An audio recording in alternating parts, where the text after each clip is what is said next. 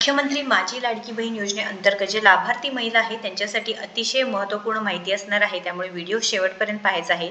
कारण ई-के-वाय-सीचा मुद्दा आहे ज्यामध्ये पती वडील नाहीत, म्हणजे मृत्यूही झाला नाही किंवा डिवोर्सही घेतला नाही, तर अशा लाडक्या बहिणींनी ई-के-वाय-सी प्रक्रिया पूर्ण कशी करायची आहे या संदर्भात आपण जे काही माहिती असणार आहे किंवा जे काही चर्चा असणार आहे ते आपण करणार आहोत. कारण सरकारला ही माहिती पोहोचवणे अत्यंत गरजेचं आहे. कारण बऱ्याच लाडक्या बहिणींनी कमेंट करून सांगितलेलं आहे आपल्याला की पती नाही आहेत किंवा पती पळून गेलेला आहे, पती बेपत्ता आहे, आम्हाला सोडलेला आहे. तर अशा लाडक्या बहिणींनी काय करायचं आहे? कारण मंत्री आदित्यताई तटकरे यांनी आपल्याला वेळोवेळी सहकार्य करून किंवा वेळोवेळी माहिती देऊन नक्कीच इथे आपल्याला मदत केली आहे. लाडक्या बहिणींचे पैसे सुरू राहण्यासाठी नक्कीच सरकार प्रयत्न करत आहे. परंतु हा ई-के-वाय-सीचा जो मुद्दा आहे तो नक्कीच इथे महत्त्वाचा असणार आहे, कंपल्सरी असणार आहे. सर्व लाडक्या बहिणींना करावंच लागणार आहे ई-के-वाय-सी. आता त्यांनी जे ऑप्शन देणार आहे आपल्याला की सेकंड जे ई-के-वाय-सी आधार क्रमांक लाभार्थ्यांचा टाकल्यानंतर वडील किंवा पती नसतील, म्हणजेच डेथ झाली असेल किंवा डिवोर्स चालू असेल तर डेथ सर्टिफिकेट आणि डिवोर्सचं जे काही कागदपत्र आहे ते चालणार आहे. ज्या लाडक्या बहिणींचे पती हयात नाहीत किंवा वडील नाहीत किंवा डिवोर्स चालू आहे त्यांना. परंतु आता बऱ्याच लाडक्या बहिणीचे प्रश्न तुम्ही पाहू शकता, पती वडील नाही, भावाचे नातेवाईकाचा आधार टाकून ई-के-वाय-सी केलेली आहे, आम्ही काय करायचं वगैरे हे सगळं आहे. पण बघा, मी पण आईचा आधारवर के-वाय-सी केली आहे, तर तुमचा लाभ चालू राहील का? तर इथे सांगता येत नाही, कारण आईचं टाकायचंच नव्हतं, जे वडील किंवा पती आहे त्यांचं टाकायचं होतं. आता बघा, ह्यांनी विचारलेला क्वेश्चन, शोभा भोसले, बेपत्ता झालेले पतीचे आधार नंबर कुठून आणणार? तर सरकारने याकडे नक्कीच लक्ष द्यायला पाहिजे, कारण तिथे ना डेथ सर्टिफिकेट मिळणार आहे, ना डिवोर्सचं काय तुमचं डिवोर्स केस चालू आहे. तर तिथे काय करायचं लाडक्या बहिणींनी? मॅम, ज्याचे पती पळून गेले त्यांनी काय करावे कृपया लवकर सांगा. तर आता ज्याचे पती पळून गेले आहेत, न माहिती आहे की डेथ झाली आहे, म्हणजे काय तिथे आपण डेथ सर्टिफिकेट काढू शकत नाही, न त्यांचा डिवोर्स झालेला आहे, तर अशा लाडक्या बहिणींनी काय करायचं आहे? माझ्या भावाचे कार्ड घेऊन ई-के-वाय-सी केली आहे, चालणार नाही. सांगितलं होतं की भावाचं कार्ड चालणार नाही, त्याच्याबद्दल आपण एक सविस्तर व्हिडिओसुद्धा टाकला होता. त्यानंतर रेश्मा पाटील म्हणत आहे नवरा पळून गेला आहे, मग कशी करायची के-वाय-सी? आता नवरा पळून गेला तर तिथे नक्कीच कागदपत्र कोणाची जोडायची? हे बघा, लाडक्या बहिणींना आपण इथे जेव्हा लाडकी बहीण योजना पात्रता सांगितलेलं बघा, राज्यातील विवाहित, विधवा, घटस्फोटित, परित्यक्ता आणि निराधार महिला चालणार आहे, तसेच कुटुंबातील केवळ एक अविवाहित महिला चालणार आहे. पण अशा लाडक्या बहिणींनी के-वाय-सी कशी करायची नक्कीच सरकारने लवकरात लवकर सांगायला पाहिजे आहे. कारण ई-के-वाय-सीची शेवटची तारीख लवकरात लवकर जवळ येणार आहे. जरी मुदतवाढ झाली तरी पण 15 दिवस, महिनाभर मुदतवाढ होईल, त्यानंतर काय? तर अशा लाडक्या बहिणींनी तुम्ही जसं सांगितलं की पात्रतेमध्ये आम्ही बसत आहोत, पात्रतेत ही जो सेकंड नंबरचा जो मुद्दा आहे, विधवा, घटस्फोटित, परित्यक्ता आणि निराधार महिला चालणार आहे.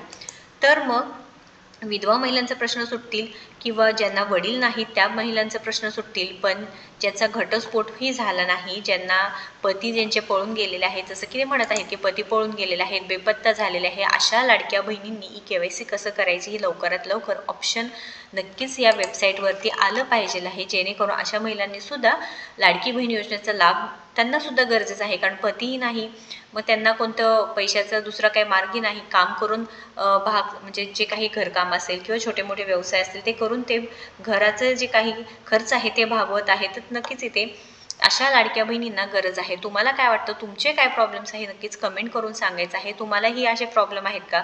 पती नाही आहेत किंवा वडील नाही आहेत. आता यांचा प्रश्न बघा, माझ्या भावाने आधार कार्डवर ई-के-वाय-सी केले, पैसे येणार का? पैसे येणार ना?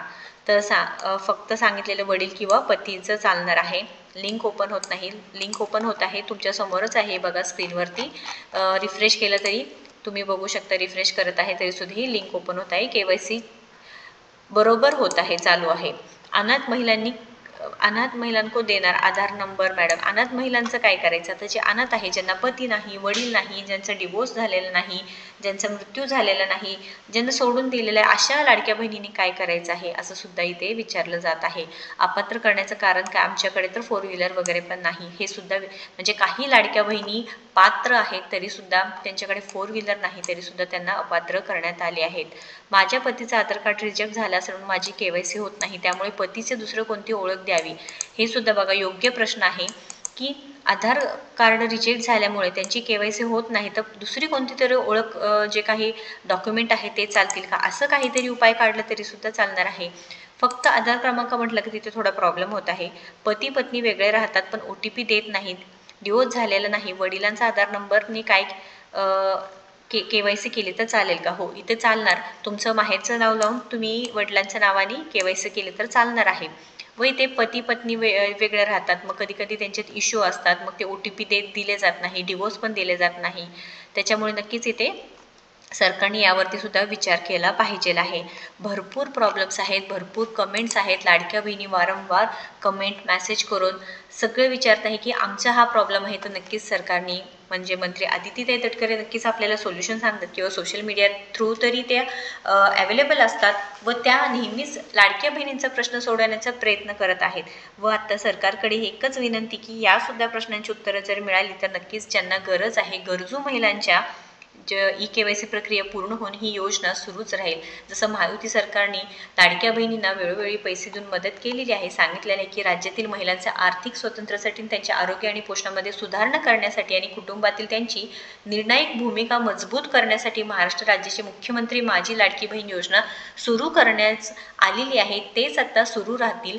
या प्रश्नांची उत्तरे जर मिळाली तर नक्कीच लाडक्या बहिणी खुश होतील. आणि आपण आपल्या चॅनलच्या माध्यमातून हे मांडण्याचा प्रयत्न करत आहोत की जेणेकरून लाडक्या बहिणीचे हे प्रश्न कोणी तर मांडले पाहिजे आहे. कमेंट वाचून फक्त सोडून दिलं तर चालणार नाही. तुम्ही कमेंट का करताय? तुम्हाला प्रश्न आहे, तुम्हाला आमच्यावरती विश्वास आहे की आम्ही त्यावरती काहीतरी हालचाल करू किंवा सरकारपर्यंत ही माहिती पोहोचू. सो प्लीज सरकारने सुद्धा इथे लक्ष दिलं पाहिजे आहे. अजून तुमच्या काही अडचणी असतील तर नक्कीच कमेंट करा आणि तुमच्या ज्या बहिणी असतील, मैत्रिणी असतील, त्यांच्या काही अडचणी असतील तर नक्कीच या व्हिडिओला जास्तीत जास्त त्यांच्यापर्यंत शेअर करा आणि अशाच महत्त्वपूर्ण माहितीसाठी आपल्याला फॉलो व सबस्क्राईब करा. धन्यवाद.